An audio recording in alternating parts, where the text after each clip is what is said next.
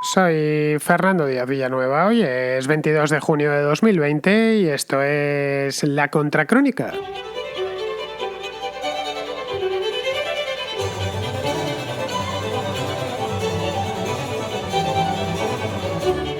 Tras casi 2 meses sin contagios, al menos contagios oficiales, las alarmas se volvieron a encender la semana pasada en China, en la capital, no en Wuhan, sino en Pekín, donde el gobierno informó que se habían confirmado unos 200 contagios en un mercado mayorista de la ciudad. Las autoridades hicieron las pruebas pertinentes, cercaron el mercado, suspendieron vuelos y, bueno, según parece, confinaron a toda la población del distrito circundante. Nos han llegado algunas imágenes desde China y poco más podemos decir porque la información que el gobierno chino hasta el momento ha dado es escasa y ya digo, poco más podemos decir al respecto que las notas de agencia que nos han llegado, algunos reportajes televisivos y poquito más. Pero vamos, en Europa a lo largo de los últimos días se ha producido un rebrote en Alemania, un rebrote serio en una industria cárnica ubicada en Gütersloh, es una pequeña ciudad de Renania del Norte-Westfalia, bueno, propiamente en Westfalia más que en Renania del Norte, está muy cerca de Bielefeld. El rebrote alemán ha sido muy virulento y bastante rápido, más de 1.000 positivos entre los trabajadores de una fábrica de carne, una industria cárnica, lo que ha obligado a cerrar la planta, como es lógico, y tomar algunas medidas restrictivas a nivel local. Pero Angela Merkel ya ha advertido que esto no va a frenar la desescalada en su caso. Bien, tanto el caso alemán como el chino demuestran que aún estamos lejos de contener la COVID-19, bastante lejos de hecho, y que debemos mantener las precauciones.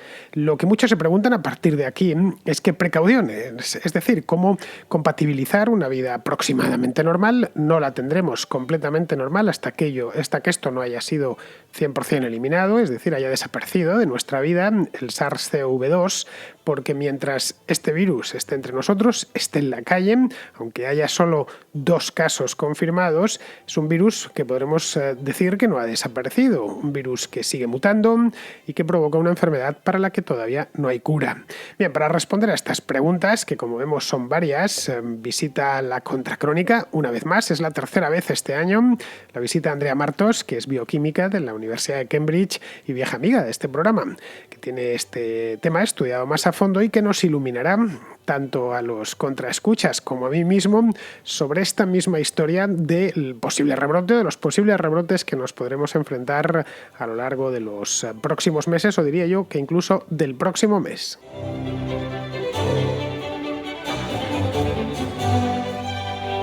Como os decía hace un momento, tenemos aquí a Andrea con nosotros una vez más. Creo que estuvo la última vez allá por el mes de abril, estuvo en marzo, a principios de marzo, creo que la última vez fue a finales de abril, a raíz de un artículo que había escrito para Medium, y desde entonces, bueno, yo a Andrea la sigo siempre, las cosillas que va escribiendo por ahí, tanto en Medium como por supuesto en la revista Rewisor, con W entre medias, donde escribe de manera periódica. Estamos hablando de lo que escribe en español por lo menos, porque luego en inglés, ahí en Cambridge, pues ya se encarga de tener sus propias publicaciones y sus propias cosas. Las que yo al menos sigo, que tiene aquí en España, pues trato de mantenerme al día con todo lo que va saliendo. Estamos viviendo una época muy buena para los bioquímicos, vamos, buena entre comillas, es decir, están más de moda que nunca, más demandados que nunca, y Andrea, que había pasado alguna vez por aquí hace años para hablarnos de otros asuntos relacionados con la ciencia, obviamente, pues ahora solo le pregunto del coronavirus. Muy buenas, Andrea, ¿cómo estás? Hola Fernando, un placer volver por La Contracrónica para hablar del coronavirus o de otros temas, por supuesto. Bueno, esto se oye que de maravilla. La verdad es que yo me había siempre negado a hacer este tipo de conexiones y al final, pues después de probar y hacer una serie de experimentos, pues me he pillado un cable y tal para poder hacer llamadas sin tener que pasar por Zoom, que el Zoom me molesta porque comprime muchísimo el audio y luego suena a lata.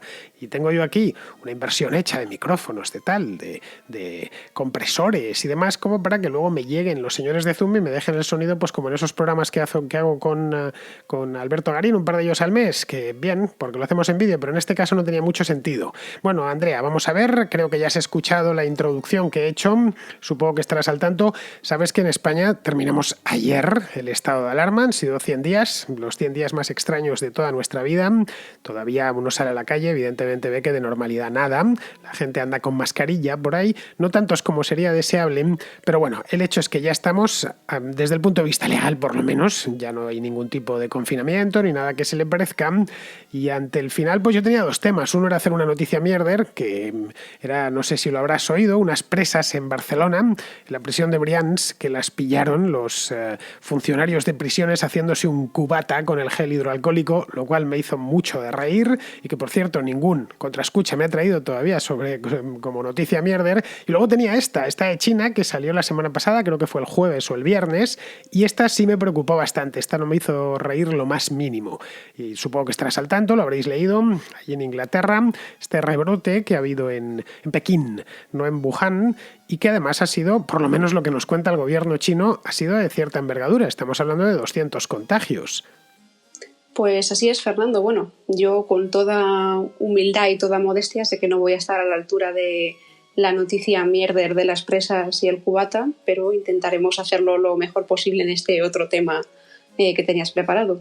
Y sí, es cierto, la noticia es cuanto menos alarmante y, bueno, antes de analizar exactamente por qué se ha producido este rebrote, discutiremos también qué es exactamente un rebrote o no, vale la pena prevernos a todos de nuevo tenemos datos de China y esto hay que tomarlo con cierta precaución. Es decir, hubo un problema al inicio de esta pandemia, que fue que quizá China no avisó con toda la premura que debería de la envergadura del problema, ¿verdad? Ahora nos hablan de en torno a 200 casos de este supuesto, o de este rebrote, cierto rebrote seguro, o sea, no es supuesto. No sabemos exactamente si serán 200 o ya estaremos en otras cifras, con lo cual hay que tomarlo con precaución y sobre todo con previsión. Bueno, es que aquí, tratándose de China, que esto es una cosa que a veces se nos olvida, China nos mantuvo a todos engañadísimos con el primer brote de todos. Nos enteramos de esta historia muy tarde, la información que teníamos era parcial y en muchos casos sesgada. Por lo tanto, yo cada vez que veo que me llega una noticia de China relacionada con una enfermedad, soy precavido y tiendo a creerme una parte solo. Es decir, que si están diciendo 200 contagiados, igual nos hallamos ante 2.000 o ante 12.000. No tenemos ni idea. O igual ya directamente no es que haya salido de Pekín, sino que ha salido incluso del país. Pero bueno, eso lo tenemos ahí, ya sabemos que no está esto ni muchísimo menos curado. ¿Tú crees que este asunto puede tener un rebrote serio a lo largo de los próximos meses? No sé, este mismo verano, por ejemplo. Aquí en España se viene hablando desde hace ya bastantes días, desde hace meses, que habrá un rebrote en otoño, que en el mes de septiembre o en el mes de octubre nos veremos con la llegada del otoño igual. ¿Tú realmente crees que eso puede suceder o que pase como con el anterior coronavirus, el SARS del año 2003, que en el mes de mayo o junio de aquel año empezó a desaparecer y en agosto se dio el último caso? ¿Hay alguna manera de saber esto? Como sabes, Fernando, que aquí, es desde luego marca de la casa y procuro que sea también la mía, vamos a ceñirnos a los hechos, a lo que sabemos sin ningún género de duda. Vamos a ir a analizar primero qué pasó en Pekín, cuál fue este rebrote, cuáles fueron sus características. Y para esto, en epidemiología necesitamos ir a lo que se llama paciente cero. ¿Cuál fue este paciente cero en este nuevo rebrote? Bien, esta fue una persona que sin antecedentes previos de viaje, posible contagio, cercanía con otras personas que estuvieran contagiadas y lo supieran, empezó a desarrollar síntomas similares a los que produce la COVID, fue al médico y le detectaron esta enfermedad.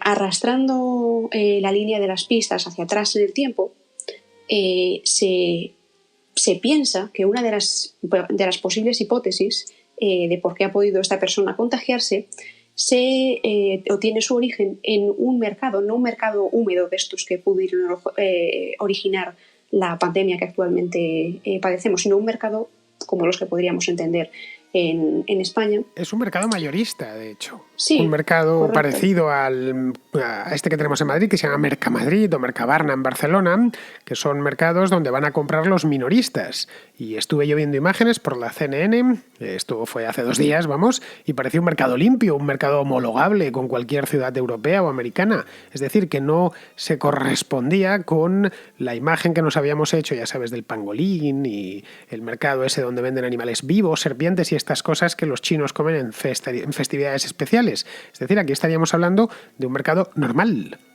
como el que Correcto. podamos encontrar en Madrid o en cualquier ciudad europea. Correcto, era un mercado perfectamente homologable a lo que nos podemos imaginar de un mercado mayorista que cualquiera pueda tener en mente. Sin embargo, en ese mercado se analizaron las superficies de distintos mostradores, distintas zonas de venta, y se dieron cuenta de que algunas de ellas daban positivo por SARS-CoV-2, que es el virus que produce la COVID-19. Es decir, en las superficies de ese mercado había presencia de ese virus. Después hicieron análisis a algunos de los alimentos alrededor y vieron que una partida de salmón procedente de Europa estaba contaminada. Primero quiero dejar claro, antes de esto, que no se ha detectado ningún caso en el que se transmita la COVID a través de la comida, ¿de acuerdo? Luego, esta persona no necesariamente se ha tenido que contagiar por el pescado, sino puede estar simplemente pues, un estornudo o puede ser una superficie, cualquier cosa, con lo cual no quiero que haya pánico en ese sentido. Pero bueno, el caso es que esas superficies dieron positivo y se pensó que analizando la cepa que encontraron en estos residuos era comparable con la que habían encontrado de personas procedentes o de Europa que habían viajado hasta China o de personas chinas que habían estado en Europa y habían vuelto, ¿de acuerdo? No se trata de un coronavirus distinto, sino simplemente podríamos decir una cepa o una pequeña variación que digamos que lo orientaba hacia procedente de Europa. Pero claro, esto es solamente una hipótesis y aunque pueda sonar perfecto, ya tenemos todos los elementos de juicio para saber cómo se produjo el rebrote allí, esto es solo una hipótesis. Porque tan cierta como puede ser esa, puede ser sencillamente que si que él no supiera, que este paciente cero lo supiese, se cruzase en la calle o tuviese algún tipo de contacto, ni siquiera personal, con una persona que estuviese contagiada procedente de Europa y ese fuera el motivo del contagio. Digamos que es un interrogante todavía. Vale, de cualquier manera estarás conmigo en que los chinos la información no es lo suyo, precisamente. Porque mira cómo nos hemos visto, entre otras cosas, nos hemos visto en Europa y ahora se están viendo en América. Como supongo que ya sabrás, el tema en Hispanoamérica está muy grave ahora, está en el pico de la curva famosa y todo provino de una información, como he dicho antes, parcial y extraordinariamente sesgada por parte del gobierno chino. Aquello es una dictadura, funciona como funciona. Acuérdate lo que hicieron con Li Weinlang, este oftalmólogo, que lo denunció al principio, en el mes de diciembre, y terminó siendo expedientado. Al final el pobre hombre terminó muriendo a principios de febrero, si mal no recuerdo. Es decir, que aquí nos encontramos con que no nos podemos fiar demasiado de lo que nos llegue de allí y tenemos que tomar nuestras propias precauciones. Correcto. Y más aún es así que cabe preguntarse si el origen es esta hipótesis que están, digamos, intentando que permee un poco de, entre comillas, la cepa europea. Cabría preguntarse por qué esa misma partida de salmón o partidas similares procedentes del mismo origen o de los mismos manipuladores de alimentos, por qué no se ha extendido en otros sitios o por qué no hemos visto ese brote exacto. ¿Qué pasa? ¿Que ha viajado de Europa a China en línea recta y sin contactar con absolutamente nada más y el rebrote se ha empezado a producir allí? Es decir, es una hipótesis que tiene sus lagunas. No hay que descartarla por completo porque puede haberse contagiado allí, pero de nuevo esta información hay que tomarla con pinzas precisamente por lo que tú comentabas. Yo es que con esto, cuando leí que efectivamente la tenían y que lo reconocían y acto seguido, primero dijeron que tenían este problema en este mercado de Pekín y poco después, unas horas más tarde, entró otro despacho de agencia diciendo que sí que tenían el problema, pero que no era culpa suya, que les había llegado desde Europa y que les había llegado, que habían importado esta vez la enfermedad. Luego también leí que se trataba de un brote, porque en esto empieza, claro, Radio Makuto a funcionar, la desinformación, etcétera, que se trataba de una variedad de coronavirus que no afecta de la misma manera que el anterior, es decir, que al parecer en lugar de dar síntomas de gripe, lo que te producía era dolor en las articulaciones. Eso también lo leí. Es decir, que en esto estamos un poco como en el mes de enero, que ya yo ya no sé qué creerme y no sabes por lo tanto qué contar. Pues en este momento lo que cabe contar es que esta cepa europea de la que estamos hablando, la secuencia a la que se hace referencia ni siquiera ha sido publicada, con lo cual tampoco tiene mucho sentido, con la información disponible, de nuevo, hacer o intentar sacar demasiadas conclusiones, porque en la medida que ni siquiera disponemos de la secuencia genética de lo que se ha dado en llamar cepa europea, suponiendo que solamente haya una y suponiendo que haya viajado poco menos que en línea recta, no disponemos de esa información, que es como el nivel 1 que necesitamos para concluir que ese ha sido el origen. Lo que ellos han dado en llamar cepa europea, en este caso. Claro. claro, porque no tenemos esa información, no tenemos la información genética, no podemos analizarla todavía, con lo cual, mirándolo desde el punto de vista más generoso posible o más abierto, es una hipótesis que hay que estudiar, y desde un punto de vista un poco más perspicaz, si queremos, pues bueno, hay que tomarla con pinzas. Esto de cualquier manera hay que tenerlo en observación, teniendo en cuenta que todavía, en España estamos muy contentos porque se ha acabado el estado de alarma y ya podemos salir a las terrazas y tomarnos algo y demás, y hay cierta ilusión de normalidad absoluta. En fin, uno sale de paseo por Madrid y aunque es cierto que la mayor parte de la gente toma medidas, los ves con mascarillas, etcétera, entre otras cosas porque el supermercado ni en ningún otro sitio puedes entrar si no es con mascarilla, pero si las ves por la calle, especialmente la gente mayor, que se ha dado perfectamente por aludida y ha entendido el mensaje, sí se está transmitiendo, y es algo que a mí sinceramente me preocupa un poco, tanto desde los poderes públicos como incluso desde las empresas, la sensación, creo yo, que la falsa sensación de que aquí no ha pasado nada. ¿No crees? No sé cómo estará siendo la cosa en el Reino Unido, pero me figuro que irá por los mismos derroteros, como lo hemos pasado muy mal y ya se ha terminado la guerra. Claro, esto es una sensación un poco equívoca y también merece la pena pararse a analizarla, porque si lo vemos en detalle, nos damos cuenta que, ¿qué es exactamente un rebrote? ¿Es pasar de 0 casos a 100 o de 100 casos a 1000? ¿Qué hablamos exactamente de rebote? Y luego, rebote, tratándose de una pandemia, es decir, una circunstancia que ha afectado al mundo entero completamente, ¿podemos hablar de rebote, es decir, de un supuesto 0 a 100 mirando a sitios como, por ejemplo, Arkansas o Carolina del Sur, donde tienen no curvas decrecientes, sino curvas peores de las que hemos tenido en sitios como Reino Unido o España en los peores momentos de la pandemia? Es decir, rebrote, es incluso un término un poco aventurado, porque parte de la idea de que hemos tocado fondo y empezamos a subir otra vez.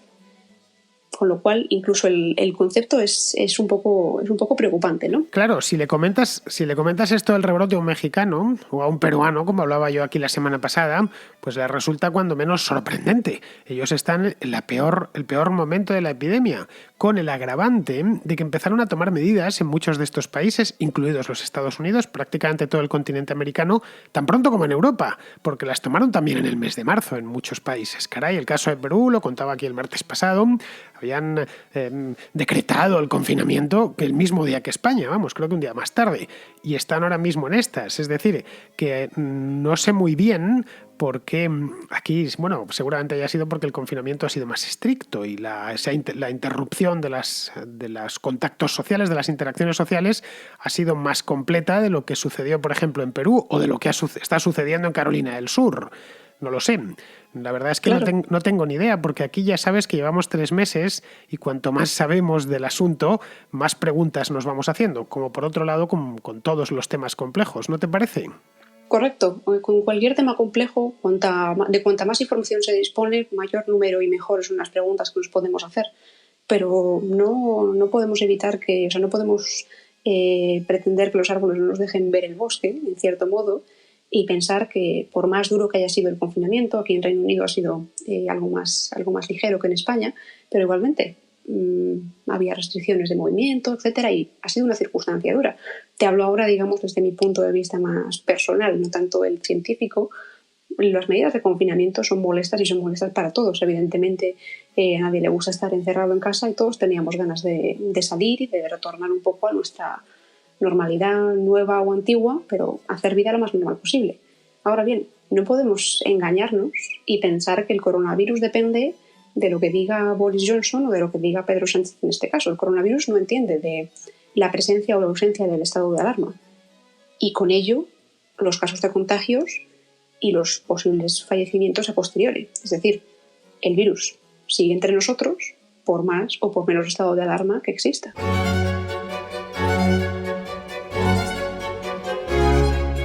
Otro de los temas que ha sacudido el tema de los rebrotes a lo largo de la última semana ha sido el hallazgo en una empresa cárnica del norte de Alemania, de Gütersloh, como os decía antes en la introducción del programa, de 1.000 casos que se dice pronto entre los empleados de esta industria. Se llama Tönnies o algo así, no recuerdo bien el nombre.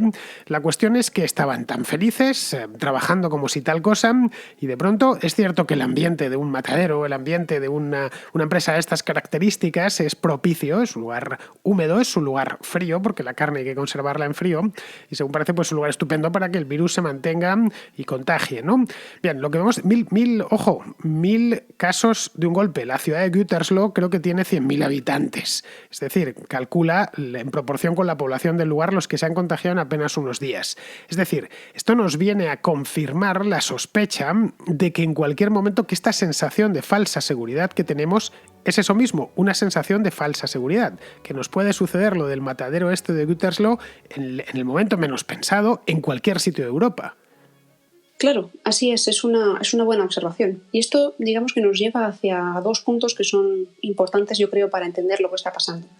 El primero es el caso de los supercontagiadores, que es un fenómeno en epidemiología perfectamente conocido, no exclusivo de la COVID-19, y que pasaría por un caso que sucedería de la siguiente manera.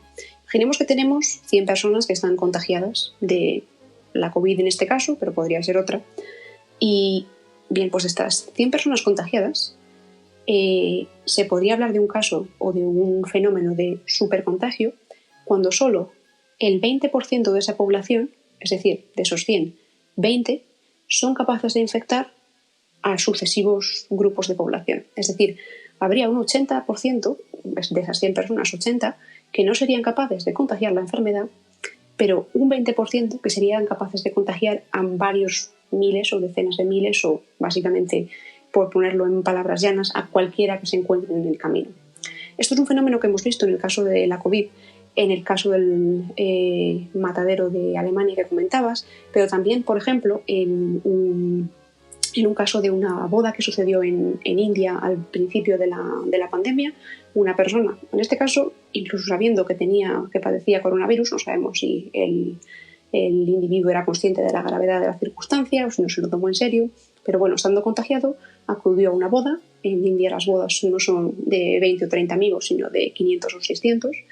Y bueno, acabó contagiando a miles de personas, una sola persona, por cometer esta imprudencia. Es decir, tenemos que tener en cuenta que, asintomáticos o no, los fenómenos de supercontagio existen, se están dando y pueden tener un impacto brutal. Es decir, de pensar que tenemos la situación perfectamente controlada, bajo control, que ya nos podemos ir todos de vacaciones, a pensar, oye, de repente, si hay un fenómeno de supercontagio en una granja que está a las afueras de mi ciudad, pues bueno, igual resulta que no teníamos tanta seguridad como pensábamos. Bueno, puede ser una granja o puede ser una playa en la costa española, por ejemplo. Perfectamente, es decir, en tanto en cuanto existen esos supercontagiadores, ahora para que nos entendamos todos, un supercontagiador puede ser cualquier contagiado, pero no todos los contagiados son supercontagiadores. Es decir, correcto, de 10 personas contagiadas, uno es un supercontagiador, pero él por supuesto no lo sabe y los demás tampoco. De tal manera que están en una playa, en cualquier sitio, elegid vosotros el lugar, llega un supercontagiador con su bañador, sus palas de playa, se pone a jugar. Y a poco que la playa esté llena de gente o vaya al chiringuito a tomarse una cerveza, de ahí salen un montón de contagiados. En muy poco tiempo, un poco lo que ha pasado en esta industria cárnica en Alemania. Correcto. Y otro factor importante aquí, no tanto de cara a la enfermedad, sino un poco del conocimiento popular de cómo funciona este coronavirus. Comentabas antes que ese mercado, pues por ser un sitio húmedo, más frío, es un lugar propicio para que se contagie el virus, sí, efectivamente, pero que eso nos lleva a pensar que ahora, porque es verano, porque hace más calor, porque el ambiente es más seco, el coronavirus se contagia menos. Esto es una historia que surgió a principios de la pandemia, que no tiene ninguna base sólida científica. No sean los estudios que se han hecho respecto a la temperatura, no se ve que una temperatura particularmente alta afecte significativamente a la capacidad de contagio de este coronavirus, con lo cual, por favor, que no nos lleve a pensar es verano, hace calor, al coronavirus no le gusta el calor, se acabó el problema. Bueno, yo eso lo vengo oyendo, creo que lo hablamos aquí la última vez, que anduviste por aquí en el mes de abril, que no, es que en cuanto llegue el verano esto se va a acabar, el verano ya está aquí, entramos hace exactamente un día en el verano, hace calor, por lo menos en Madrid lo hace y entiendo que en el resto de España también. Y la verdad es que, a ver, no nos significa nada porque es que en Guayaquil, que es una ciudad ecuatorial con un calor persistente durante todo el año, ha sido una de las ciudades de Hispanoamérica más castigadas. Lo mismo sucede el caso de Lima, por ejemplo, que es una ciudad, si no ecuatorial, casi está un poco por debajo. Y es una ciudad con una temperatura muy agradable, lo que nosotros consideraríamos veraniega todo el año. Y 3/4 de lo mismo. Si esto no afectase si le afectasen las altas temperaturas, no hubiera aparecido por debajo de los trópicos. O ni siquiera los mismos trópicos, por supuesto. Y no es el caso, ni mucho menos. Así es una de esas noticias que, bueno, a raíz de la cantidad de información, de fuentes a veces más fiables, otras veces menos, caló un poco por la voluntariedad de todos de pensar, bueno, cuando llegue el verano es que hemos llegado a la orilla, esto ya no se va a contagiar, pues bueno, digamos que se quedó en el conocimiento popular, pero bueno, insistimos, desde la contracrónica lo comentamos la otra vez y hoy aquí insistimos en ello, no es garantía de nada. Lo cual, por otro lado, nos lleva un poco a la siguiente pregunta, y es, bueno, si resulta que la enfermedad no ha desaparecido, si sigue entre nosotros, por así decirlo, si sigue habiendo casos de supercontagio en otros países, tanto en Europa como en Asia, en Estados Unidos, por supuesto. Entonces, ¿cómo es que vemos que hay menos fallecimientos, menos casos detectados, que progresivamente vemos, bueno, que las aguas se calman? Cabría preguntarse, ¿hemos alcanzado la famosa inmunidad adquirida o qué explica esta circunstancia? Y bueno, en este sentido, no es una respuesta que me guste, digamos, a mí personalmente, porque nos devuelve un poco a lo mejor es quedarse en casa, bueno, quedarse en casa o reducir el contacto, separación, distanciamiento social, etcétera.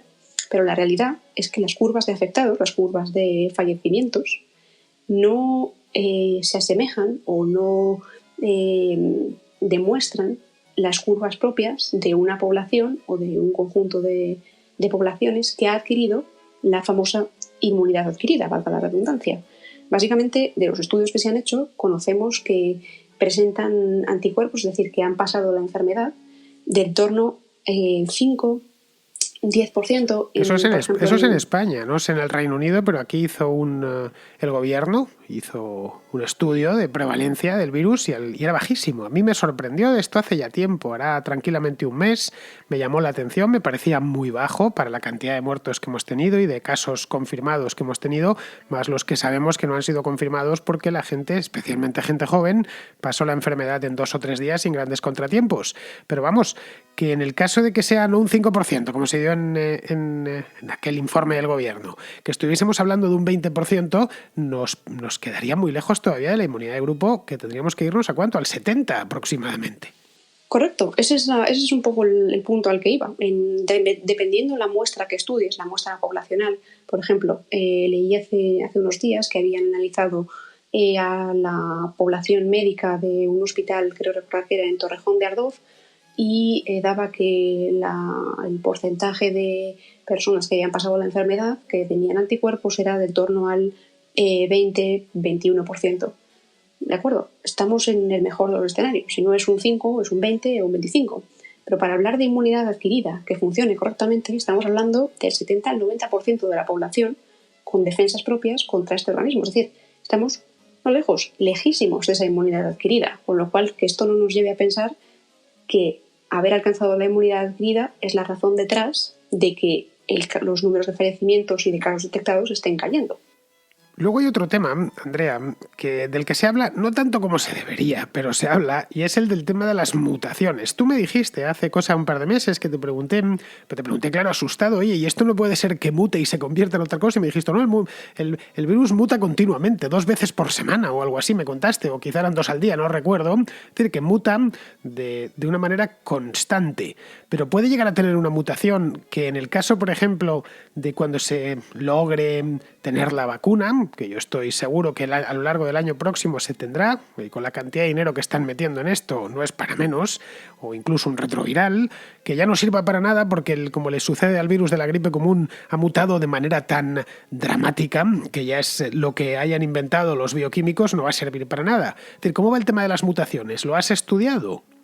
Sí, bueno, esto es un tema extraordinariamente complicado, incluso complicado de poner en román paladino, porque es de un nivel técnico altísimo. Entonces, bueno, vamos a intentar explicarlo no por encima, pero sí con el suficiente nivel de detalle como para que entendamos la importancia del asunto. El virus efectivamente muta continuamente. Por simplificarlo, vamos a hablar de si son 2 veces al día, 2 a la semana, pero pensemos que muta continuamente. Ahora bien, estas mutaciones, precisamente porque son tan continuas, no todas son mutaciones con significado. ¿Qué quiere decir con significado?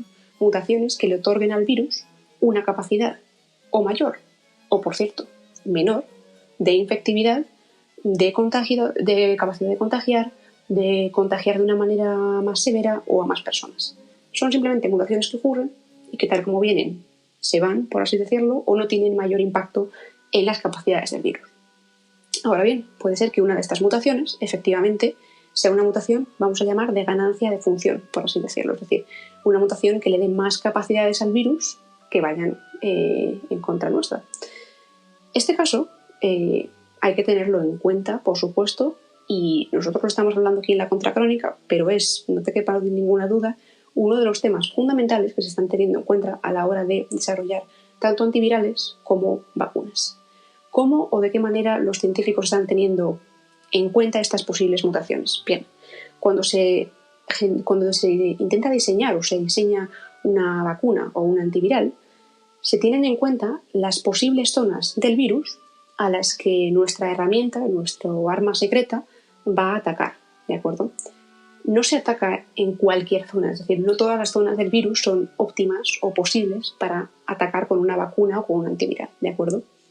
Lo que se está haciendo para atajar este problema, que hoy no lo es, pero perfectamente puede serlo, en unos meses, semanas o en varios años que haya otro rebrote distinto de coronavirus, es intentar atacar ese mismo centro neurálgico del virus, por así decirlo, o ese centro al que podemos acceder, en lugar de una manera exclusivamente, hacerlo de varias en la misma vacuna o en el mismo antiviral. Es decir, si nos dirigimos contra el punto X del virus, en lugar de atacarle solamente con A, le vamos a atacar con A, con B, con C y con D.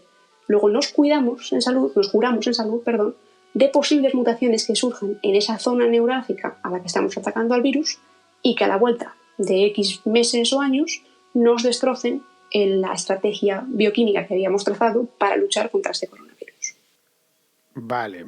Más o menos lo entiendo. Espero que también lo hayan entendido los contraescuchas. Es que estas cosas, sé que tú eres muy didáctica, Andrea, y da gusto, por cierto, porque a veces cuando hablas generalmente con un científico sucede lo mismo que cuando hablas con un informático, y es que a partir de aproximadamente entre el segundo 30 y el segundo 60 ya te has perdido y tienes que pedirle por favor que rebobine porque no te has enterado muy bien. Bueno, contigo no hace falta rebobinar, y bien, tampoco nos queda tanto programa y no quiero entretenerte más, que, en fin, sabemos que precisamente en esta época os sobra tenéis más trabajo que nunca. Nunca habéis estado, como he dicho antes, más demandados. Ahora ya, antes de irnos, una cosita.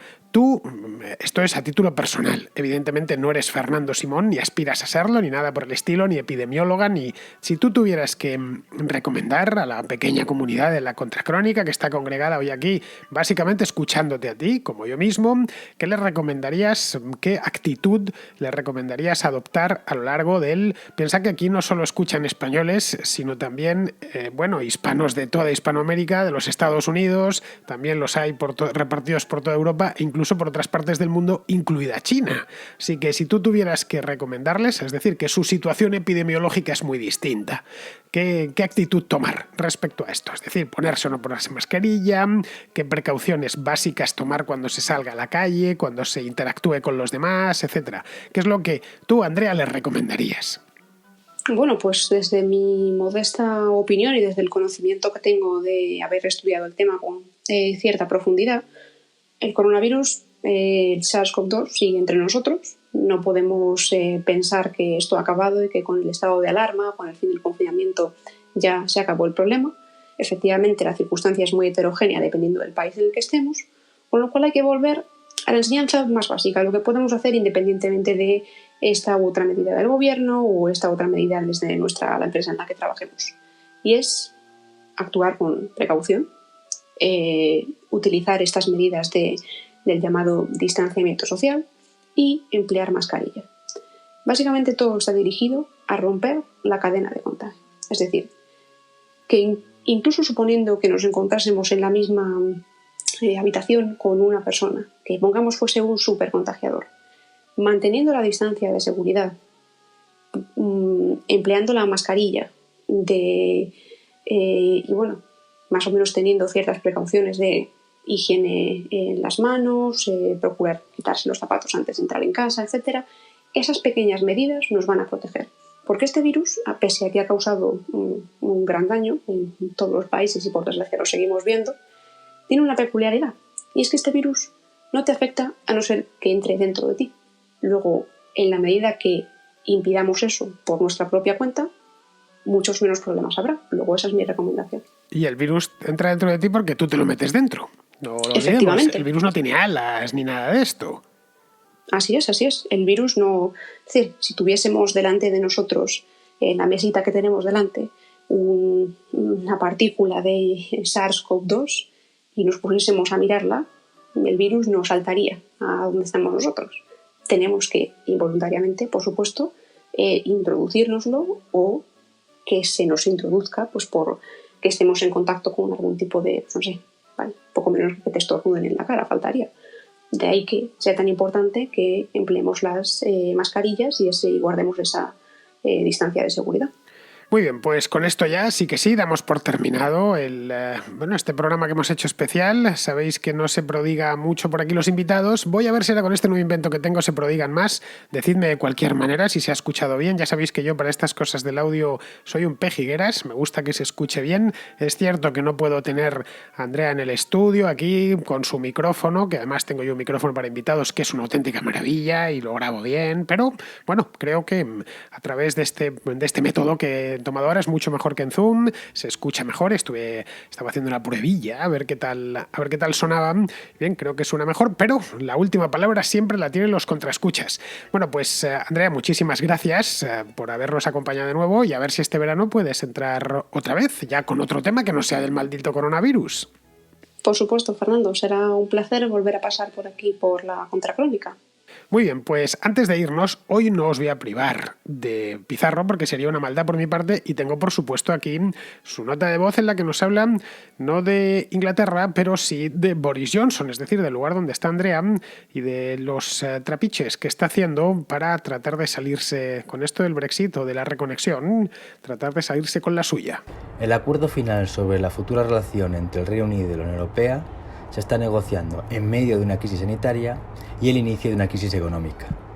Se trata de establecer un marco que promocione la estabilidad, la confianza y la seguridad para acceder a una prosperidad. Pero las posiciones son tan nítidas e irrenunciables, el Reino Unido quiere decidir la legislación y acceder al mercado europeo, y la Unión Europea quiere decidir la legislación y acceder al mercado británico, que todo parece que se acabará imponiendo la fuerza, es decir, la Unión Europea, ya sea con un acuerdo doloso para el Reino Unido o con un desacuerdo y guerra comercial contra un Reino Unido sin opciones de victoria. Boris marea y amaga, amenaza y se achanta, dilata y brama, pero su decisión es simple: claudicar ahora con vergüenza o más adelante con humillación. Parece que claudicará a final de año y desvergonzadamente, vendiendo la derrota como poco menos que una victoria. En todo caso, e independientemente de cómo vista la capitulación, los británicos la van a percibir desnuda e implacable. Un cordial saludo de Pizarro.